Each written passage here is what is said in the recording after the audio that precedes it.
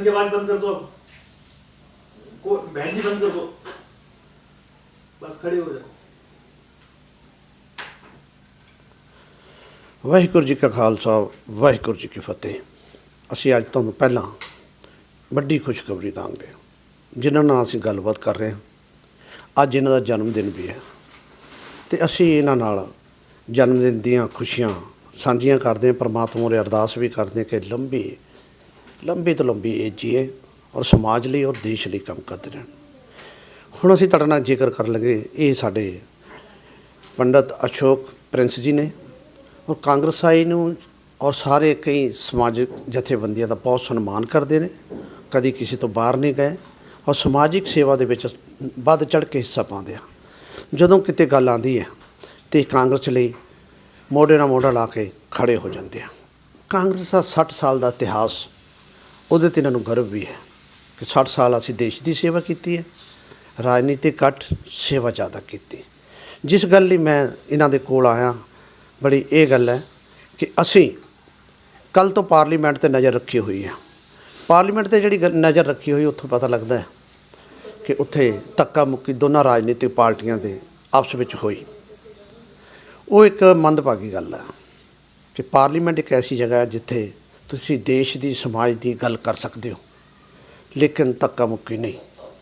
ਇੱਕ ਨੌਜਵਾਨ ਦੀ ਲੋਕਪ੍ਰਿਯਤਾ ਨੂੰ ਦੇਖ ਕੇ ਵੀ ਪਾਰਟੀ 'ਚ ਬਹੁਤ ਅੰਦਰ ਸੇ ਗਿਰਨਾ ਪੈਦਾ ਹੋ ਰੱਖੀ ਹੈ। ਕਿਸੇ ਤਰੀਕੇ ਨਾਲ ਇਸ ਨੌਜਵਾਨ ਨੂੰ ਦਬਾਇਆ ਜਾਵੇ, ਪਰ ਇਸ ਨੌਜਵਾਨ ਦੇ ਵਿੱਚ ਦੱਬਣ ਦੀ ਕੋਈ ਗੁੰਜਾਇਸ਼ ਨਹੀਂ। ਉਹ ਸਮਾਜ ਲਈ ਔਰ ਦੇਸ਼ ਲਈ ਔਰ ਸਾਰੇ ਧਰਮਾਂ ਨੂੰ ਇੱਕ ਲੈ ਕੇ ਚੱਲਣ ਦੀ ਗੱਲ ਕਰਨ 'ਚ ਜਜ਼ਬਾ ਹੈ। ਅਸੀਂ ਗੱਲ ਕਰ ਲੱਗੇ। ਪ੍ਰਿੰਸ ਜੀ, ਤੁਸੀਂ ਕੀ ਕਹਿਣਾ ਚਾਹੁੰਦੇ ਹੋ ਜਿਹੜਾ ਕੱਲ੍ਹ ਦਾ ਪਾਰਲੀਮੈਂਟ 'ਚ ਹੋਇਆ? पहले तो बहुत बहुत धन्यवाद आपने जन्मदिन की बहुत बहुत आपने ढेर सारी आपने शुभकामनाएं दी हमें। बहुत बहुत धन्यवाद आपका, बहुत बहुत शुक्रिया।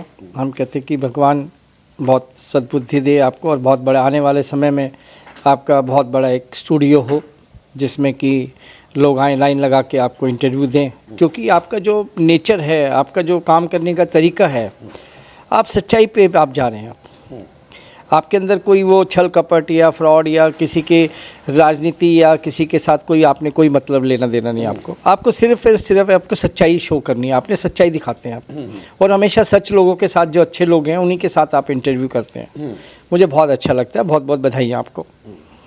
तो देखिए, अब बहुत बड़ी बात मैं कह रहा हूँ आज आपको कि जो मोदी जी हैं, अब उनका एंड होने जा रहा है। एंड इन द सेंस मतलब कि उनका अब राजनीतिक कैरियर ख़त्म होने जा रहा है जी।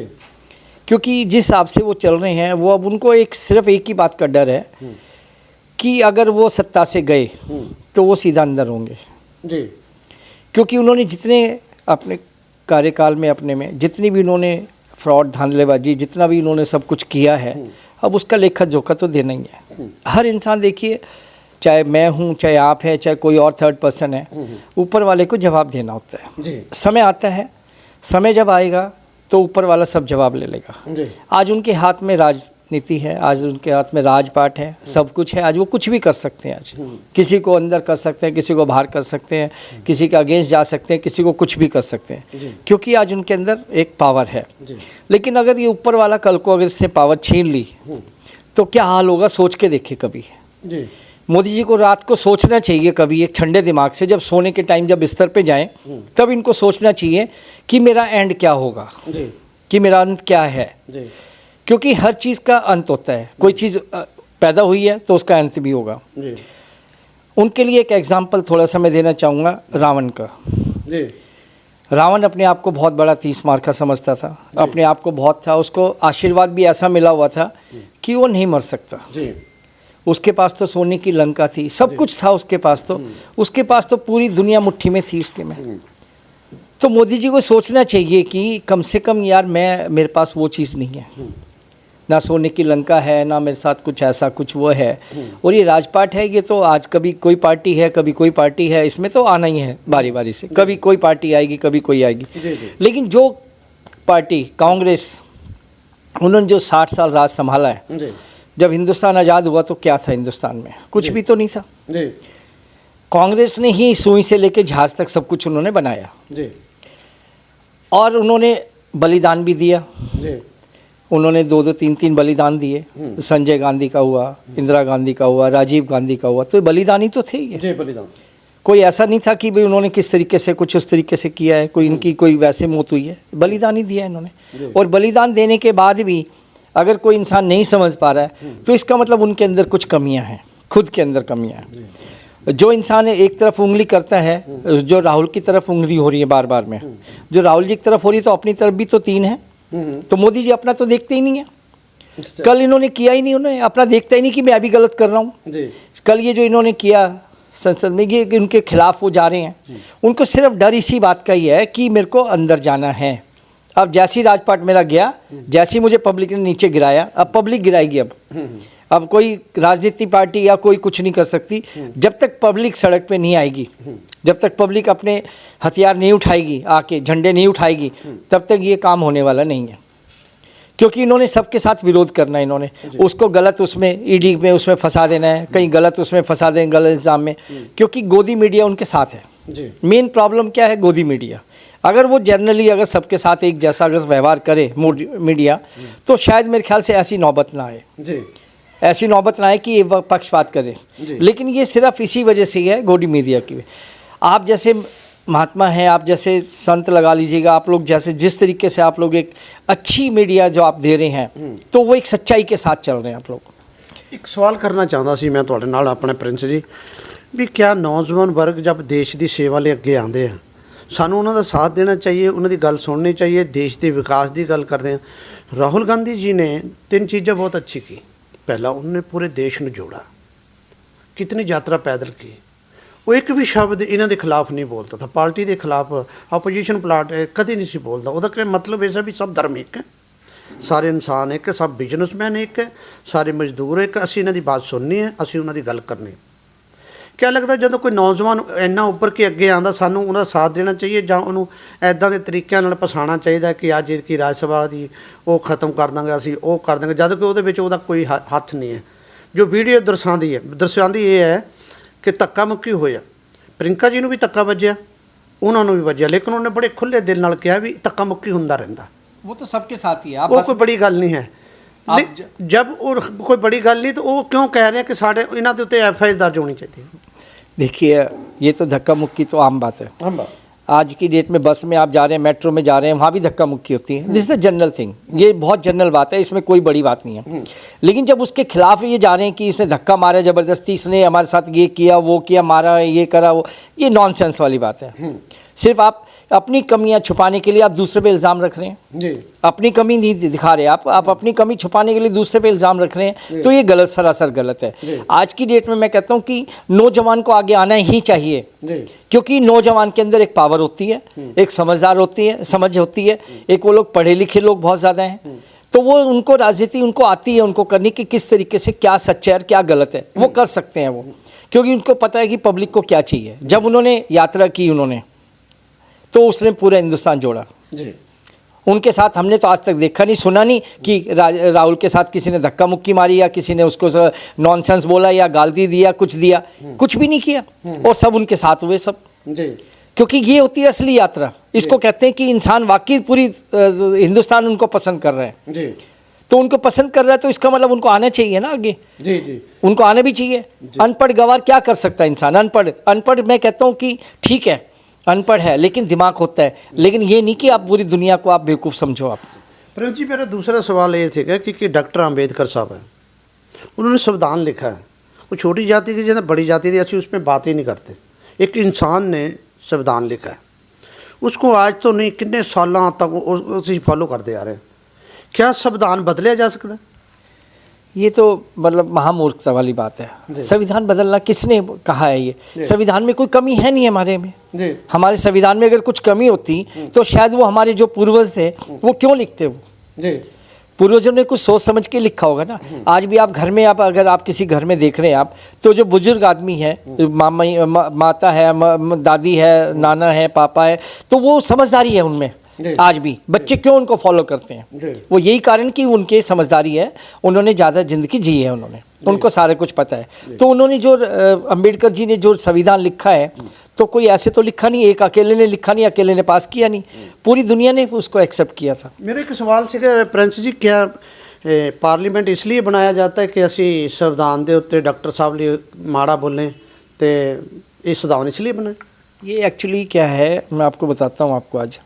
ये लोग क्या है कि महंगाई इस बदतर हो चुकी है ताकि पब्लिक का ध्यान ही ना जाए जी, पब्लिक का ध्यान महंगाई पे जाए ना, वो सिर्फ और सिर्फ उसी में उलझाए रखे अपने उसमें ही। तो ये सब कारस्तानी उसी वजह से ही हो रही है ये, और कोई कारण नहीं है इनका, क्योंकि इनको ये पता कि हम ध्यान पब्लिक का इधर बटाएंगे तो पब्लिक का ध्यान उधर रहेगा, महंगाई पे जाएगा नहीं। हम पब्लिक को लूट रहे हैं, हम पब्लिक का खून पसीना बाहर चूस रहे हैं और सब कुछ वो करने लग रहे हैं। आज हर चीज़ में जीएसटी, आज तक हमने 60 साल में कभी देखा नहीं है, कभी आज तक कि खाने पीने की आइटम पे कभी जीएसटी हो। इन्होंने जीएसटी क्या गुंडाराजी है ये, और क्या कहेंगे आप इसको? एक क्या अडानी आप सोच रहे हैं, अडानी क्या अपने साथ लेके जाएगा क्या, पूरी दौलत अपने साथ लेके जाएगा क्या? उसको भी यहीं खाली हाथ जाना है। लेकिन ये समझ ही नहीं रहे वो लोग कि यार हम जाएंगे तो खाली हाथ जाएंगे। ये सोचते हैं हमारी पूरी उसको हम अपने पास कर ले। अरे फिर भी यार 200 ग्राम तो खाओगे यार सिर्फ। हाँ जी जी, खाना तो 200-250 ग्राम ही है। और जिसके बाद जितना ज़्यादा पैसा होता है, जितनी ज़्यादा होती है, उसको तो लिक्विड पे ले आते हैं डॉक्टर जी, क्योंकि टेंशन ही उतनी होती है उसको जी, उसको 36 तो बीमारियाँ होती हैं उसको जी। तो इसलिए वो क्या करेगा इंसान, पता नहीं ये क्या करना चाह रहे हैं, क्यों खाना चाह रहे हैं इतना। मोदी जी के आगे पीछे कुछ नहीं है, लेकिन सब कुछ मेरा, हाय मेरा मेरा। अरे क्या करोगे तुम ले जाके यार, कहाँ लेके जाओगे? कहीं कोई रखने की जगह हो या कहीं कुछ हो तब तो आदमी सोचे भी। एक इंसानियत है, एक इंसानियत के नाते रहो, पब्लिक के बारे में सोचो।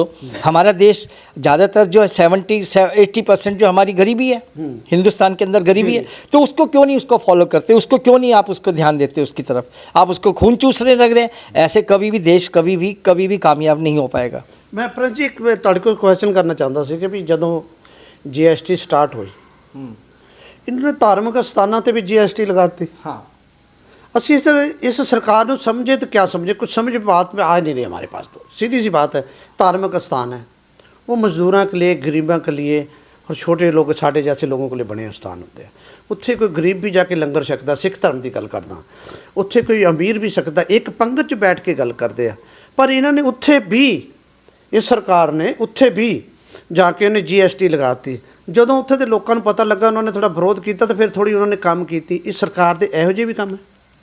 एक्चुअली क्या है कि मैं आपको बताया कि मोदी जी का क्या हाल है। मुझे लग रहा है इनके दिल में सीना जो है ना उसका नहीं है, अपना मांस का उसका नहीं है। इनके जो दिल में जो सीना है ना वो लोहे का, स्टील का है।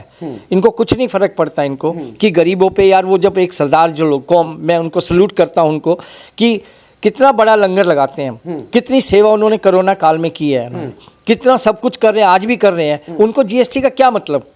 अरे हम पब्लिक ही तो देती है उनको पैसा, उनको कहीं पर उखाड़ के कहीं पेड़ लगे हैं क्या उनके पास जो देते हैं वो GST वो दें वो? अरे पब्लिक का पैसा है, पब्लिक दे रही है, पब्लिक उनको दान दे रही है, उनको है सरदारों को दान दे रही है। तो कहाँ से ला रहे हैं उस लोग हैं? ये कोई घर से तो ला नहीं रहे, उस पर भी आप GST क्यों लगा रहे हैं? अरे जो पैसा दे रहा है पब्लिक, किसी को 10 रुपये दे रहा है वो, तो आप 10 रुपये भी GST लगा रहे हो। 10 रुपये की क्या वैल्यू है आज की डेट में? मैं प्रिंस जी एक ਤੁਹਾਡੇ ਨਾਲ ਗੱਲ बड़े मज़ेदार, मज़ा बड़ा आ रहा ਤੁਹਾਡੇ ਨਾਲ ਗੱਲ ਕਰਨ ਨੂੰ। ਕੀ ਲੱਗਦਾ ਹੈ कि ये ਜਿਹੜੀ सरकार है समाज लिए अच्छा काम कर रही है ਜਾਂ हवा ਦੇ ਵਿੱਚ ही है? नहीं, सब कुछ हवा दे विच है, सारा कुछ है। जो 70 साल में इन्होंने ये बात करते हैं, 70 साल में क्या किया, जो इन्होंने कांग्रेस ने बनाया सब कुछ तो बेच दिया इन्होंने, सब कुछ तो एक दूसरे प्राइवेटाइजेशन कर दिया, प्राइवेटाइजेशन। ये मेरे को समझ नहीं आती कि अडानी और अंबानी क्या साथ लेके जाएंगे सब कुछ, क्या सारी दौलत अपने कब्रिस्तान पे ही रखेंगे अपनी सारी दौलत को? ये समझ नहीं आ रहा कि इंसानियत की बद्दुआ क्यों ले रहे हैं ये लोग। ये लोग आज की डेट में हर इंसान की, जो छोटे से छोटा है इंसान जो लेबर का काम करता है, उससे भी बद्दुआ ले रहे हैं ये, उससे भी बद्दुआ ले रहे हैं। जी सर, मैं जानना चाहता था भी जिद्दां साडे किसान 800 बंदा शहीद कर चुका, मर चुका उन्होंने 800 बंदा, सड़कों पर बैठे हैं। एक डल्ले साहब जो उन्होंने नेता है जगजीत सिंह डल्लेवाल, उन्होंने पता नहीं कल खत्म हो जाए या परसों खत्म हो जाए, कोई भरोसा नहीं, कोई टाइमिंग नहीं, कोई अच्छी तरह उन्होंने सुविधाएं नहीं दी जाती। क्या लगता है कि साढ़े किसान इस तरह ही रोलते रहेंगे? देखिए ऐसा है, इनकी तरफ से 800 मरे, 8,000 मरे, 8 लाख मरे, इनको कुछ नहीं फर्क पड़ता है। इनको सिर्फ अपने से अपनी राजनीति करनी है इन्होंने, और कुछ नहीं करना। इनको ये पता है अगर किसान दिल्ली में आ गए तो दिल्ली से हिलने वाले नहीं है, और जंतर मंतर पे बैठ के धरना दे देंगे पूरा। ये लोग हिलेंगे नहीं, महीने 2 महीने 4 महीने 6 महीने, और इनको आखिर में हथियार अपने डालने ही पड़ेंगे। क्यों नहीं? आप झूठी कैप्सूल क्यों देते हैं?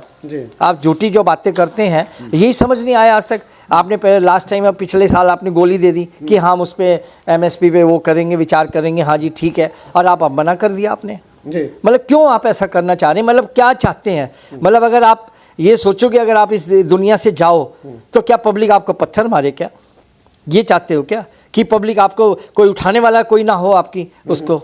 है भाई, एक ना एक दिन तो शहीद सबको ही होना है, एक ना एक दिन तो सबको ही जाना है। तो क्या चाहते हैं कि मतलब उसकी बॉडी को कोई हाथ ना लगाए आपके? अगर यही हाल रहा तो मैं आपको दावे के साथ कहता हूं कि इनको कोई बॉडी को टच नहीं करेगा कोई इंसान, इनके कि उठाने वाला कोई नहीं मिलेगा, क्योंकि इनके कर्म ऐसे हैं। इनको ये पूरी जो गरीब है, बेचारे गरीब लोग हैं, उनकी पढ़ाई पे उनको ऑब्जेक्शन कर रहे हैं, पढ़ाई पे GST लगा रहे हैं, कॉपी पेंसिल पे GST लगा रहे हैं। ये क्या कौन सी नॉनसेंस वाली बात है? आज की डेट में पढ़ाई में कभी इंसानियत के कभी आज तक कोई खाने पीने की चीज़ें बैठती, GST नहीं लगा। अब हर चीज़ पे, क्योंकि ये चाहते हैं कि गरीब रहे, पढ़े ना लिखे, सब लोग अनपढ़ रहे मेरी तरह। सर मैं एक ਜਾਂਦੇ ਜਾਂਦੇ ਫਿਰ ਇੱਕ ਸਵਾਲ ਕਰਨਾ ਚਾਹੁੰਦਾ ਵੀ ਇਹਨਾਂ ਦੇ ਕੋਲ, ਇਸ ਸਰਕਾਰ ਦੇ ਕੋਲ, ਅਸੀਂ ਸਰਕਾਰ ਦੇ ਵਿਰੋਧੀ ਨਹੀਂ ਹੈ, ਸਰਕਾਰ ਦੀਆਂ ਜੋ ਨੀਤੀਆਂ ਹੈ ਅਸੀਂ ਉਹਦੇ ਖਿਲਾਫ ਹਾਂ। ਬਿਲਕੁਲ ਅਸੀਂ ਸਰਕਾਰ ਦੇ ਖਿਲਾਫ ਨਹੀਂ, ਨਾ ਅਸੀਂ ਕਿਸੇ ਇਨਸਾਨ ਦੇ ਖਿਲਾਫ, ਨਾ ਕਿਸੇ ਧਰਮ ਦੇ ਖਿਲਾਫ, ਨਾ ਕਿਸੇ ਮਜ਼ਹਬ ਦੇ ਖਿਲਾਫ। ਸਰਕਾਰ ਦੀਆਂ ਨੀਤਾਂ ਸਾਫ਼ ਸੁਥਰੀ ਹੋਣੀਆਂ ਚਾਹੀਦੀਆਂ, ਜੋ ਉਹਨਾਂ ਦੀ ਨੀਤੀ ਹੈ। ਮੈਂ ਇਹ ਕਹਿੰਦਾ ਵੀ ਜੇ ਅਸੀਂ ਮਜ਼ਦੂਰਾਂ ਨੂੰ ਦੁਖੀ ਦੇਖਿਆ, ਵਪਾਰੀਆਂ ਨੂੰ ਦੁਖੀ ਦੇਖਿਆ, ਅਸੀਂ ਇਹਨਾਂ ਦੇ ਰਾਜ ਦੇ ਵਿੱਚ ਕਿਸਾਨਾਂ ਨੂੰ ਦੁਖੀ ਦੇਖਿਆ, कांग्रेस के राज दे ये इदा का सीगा तो पर इन्ना नहीं सीगा। आप क्या कहना चाहते हैं? देखिए ये सब बिल्कुल सही बात है आपने जो बोली, दुखी सब हैं, सिर्फ दुखी इन्होंने जानबूझ के किया हुआ है। क्या कारण है ये आज तक समझ में नहीं आई। इनके में क्या लिखा हुआ है, इंसानियत है या नहीं है? पहले कहते थे कि 2 योनियाँ होती हैं, एक इंसानियत होती है, एक राक्षस योनि होती है, एक देवता योनि है और एक राक्षस योनि है। तो राक्षस में कोई सींग तो लगे नहीं होते थे, तो आप क्या कहोगे? मोदी जी तो राक्षस योनि में ही है।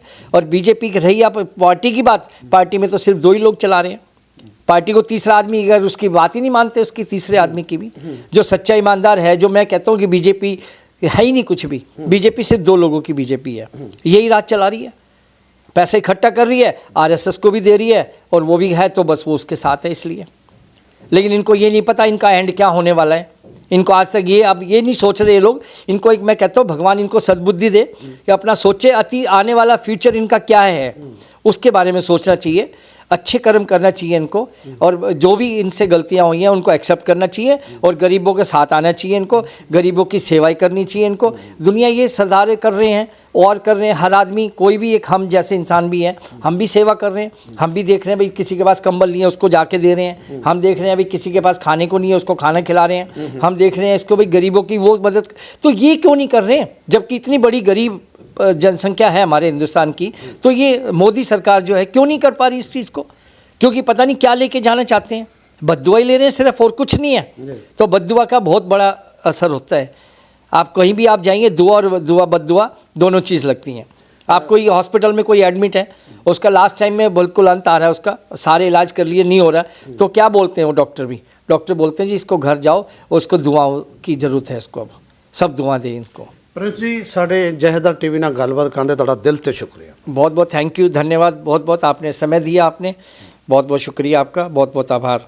सबको मैं एक ही बात कहना चाहूँगा, नया साल आने वाला है, अपने विचार चेंज करें और अपने विचार में राहुल जी के साथ दें, राहुल जी को आगे बढ़ाएं। राहुल जी जिस दिन आ गए उस हिंदुस्तान के अंदर सोने की चिड़िया वाकई हो जाएगी। मैं आज कह रहा हूँ, आपको दावे के साथ कह रहा हूँ, क्योंकि राहुल जी का जो सोच है, प्रियंका जी की जो सोच है वो वाकई एकदम एक है, इंसान के साथ वो कदम से कदम मिला के चलना चाहते हैं, और वो है उनकी सोच, और करके भी दिखाएंगे वो। आज नहीं तो कल नहीं तो परसों 101% कांग्रेस आएगी, और कांग्रेस ही राज संभाल पाएगी, और कांग्रेस ने ही पूरे देश का वो कहते हैं कि देश का उद्धार होगा। बहुत बहुत शुक्रिया। थैंक यू, बहुत बहुत शुक्रिया आपका आने के लिए, धन्यवाद आपका, और कैमरेमैन का बहुत बहुत शुक्रिया करता हूँ मैं, बहुत बहुत धन्यवाद। ये सन प्रिंस जी जिन्होंने अपने विचार रखे। साडा कहने का मतलब साफ सुथरा है, सत्ता 'च हो ਤੇ ਰਾਜਨੀਤਿਕ ਕੱਟ देश ਨਾਲ ज़्यादा प्यार करो, विकास ਨਾਲ ज़्यादा काम करो और नौजवानों ਨਾਲ सबसे ज़्यादा प्यार करो। ये देश की रीढ़ की हड्डी है। वो चाहे बीजेपी च कोई नौजवान हो उसका पूरा सत्कार करो, चाहे वो समाजवादी पार्टी च कोई नौजवान हो उसका पूरा सत्कार करो, चाहे वो कांग्रेस दे विच हो अच्छे काम कर